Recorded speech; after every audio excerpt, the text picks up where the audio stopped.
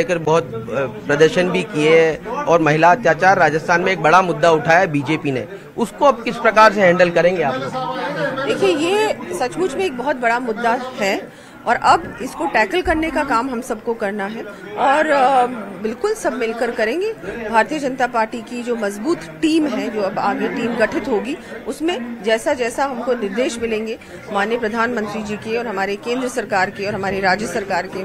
लेकिन क्या मानती है आप, क्या किस प्रकार का एक्शन होना चाहिए? क्योंकि देखिए कल भी आप लगातार वहाँ 200 वाले मामले में भी गई और झोटवाड़ा वाले मामले में भी गई, तो अब किस प्रकार का एक्शन होगा? क्योंकि अब लोग अब से एक्शन पे सवाल करेंगे।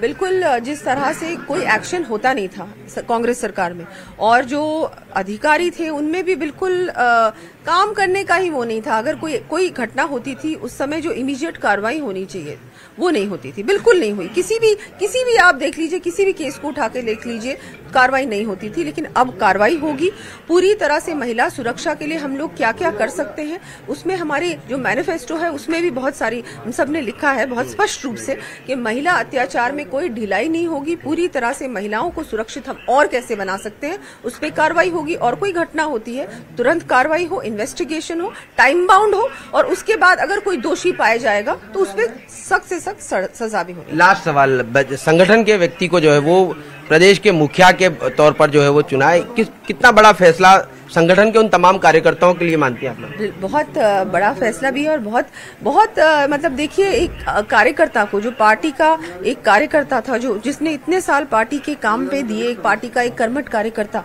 उसको ये एक इतनी बड़ी रिस्पॉन्सिबिलिटी देना, इतनी बड़ी जिम्मेदारी देना, ये सिर्फ भारतीय जनता पार्टी में ही हो सकता है। परिवारवाद से दूर ये पार्टी है। ये एक कार्यकर्ता को सीएम भी बना सकती है। प्रधानमंत्री जी भी हमारे एक कार्यकर्ता ही थे। तो देखिए इतना इस पार्टी के देखिए आप, इसकी जो रीति है, नीति है, बहुत ही विचित्र है, बहुत अच्छी है। इसमें मुझे लगता है सबको एक मैसेज भी है कि हम सबको एक साथ मिलके काम करना है और कोई बड़ा और छोटा नहीं होता। आप काम करिए तो आपको उसके सम्मान भी मिलेगा। बहुत बहुत धन्यवाद। ये है दिया कुमारी जो कह रही है कि अब महिला अत्याचार पर टाइम बाउंड एक्शन जो है वो होगा।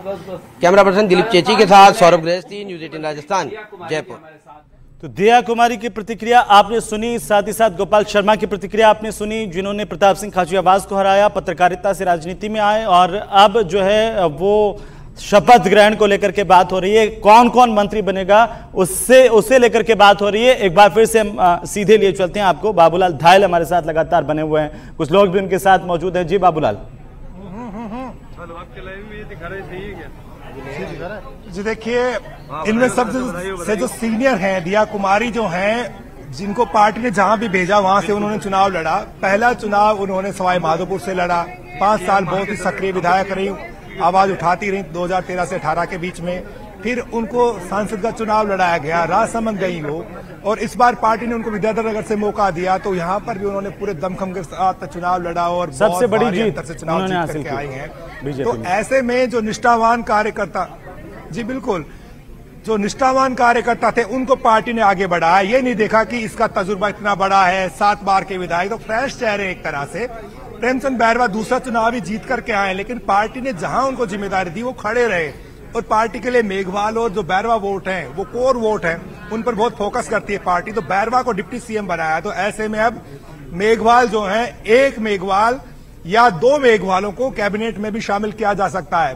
तो ऐसी सूरत में दलितों पर बहुत ज्यादा फोकस है प्रधानमंत्री नरेंद्र मोदी का। वो ये चाहते हैं कि दलित भी विकास की मुख्य धारा में आगे बढ़े और बीजेपी के साथ में वो कंधे से कंधा मिलाकर के खड़े रहे। इसके अलावा जो चीजें आप देख रहे हैं कि भजन लाल शर्मा को लोग ये कहेंगे बिल्कुल नया चेहरा है, उनको प्रशासनिक अनुभव नहीं हो सकता मान लीजिएगा, क्योंकि पहली बार विधायक बन रहे हैं, लेकिन जो पार्टी के संगठन के साथ में काम कर रहे हैं, वो 2003 में चुनाव लड़ चुके, उसके बाद में प्रधान भी रहे हैं, तो उनको धरातल का, ग्रास रूट की सच्चाई का पता है। और भजनलाल शर्मा बिल्कुल लो प्रोफाइल नेता माने जाते हैं, बहुत कम, और जब भी मिलते हैं तो बंसीवाले की जय बोलते हैं। तो बंसीवाले की मेहरबानी रही, आशीर्वाद मिला और आज छप्पर फाड़ करके पीएम मोदी ने उन पर भरोसा किया। आज भगवान ने उनको सब कुछ दिया है जो कल्पना नहीं कर सकते थे। उनका नाम चल रहा था कि पीएम मोदी अपने फैसलों से चौंकाते हैं, और ठीक जैसा कि हमारे इनपुट एडिटर अमित भट्ट साहब ने कल कह दिया था कि नया चेहरा होगा, सामान्य वर्ग से होगा, तो उसमें न्यूज 18 राजस्थान ने बाजी मारी और उनकी कही हुई बात जो है, उनके सोर्सेज ने जो उनको कंफर्म किया था भजन लाल शर्मा का नाम, तो उसमें सबसे आगे न्यूज 18 राजस्थान रहा है। बहुत सारे नाम चल रहे थे, लेकिन भजन लाल शर्मा का संगठन के प्रति निष्ठा का भाव जी। और टास्क मास्टर होना